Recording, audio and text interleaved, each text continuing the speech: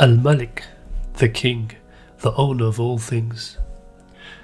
Chapter 67, verse 1. تبارك الذي بيده الملك وهو على كل شيء قدير. Blessed be he in whose hands is the kingdom. He has power over everything.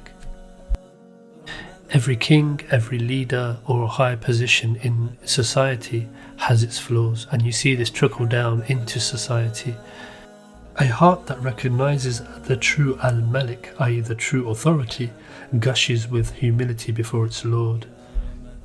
So surrender with contentment with every decree of Al-Malik, and use Al-Malik, the name of Allah, for all your needs. Chapter 23, verse 116. Exalted is Allah, the true King.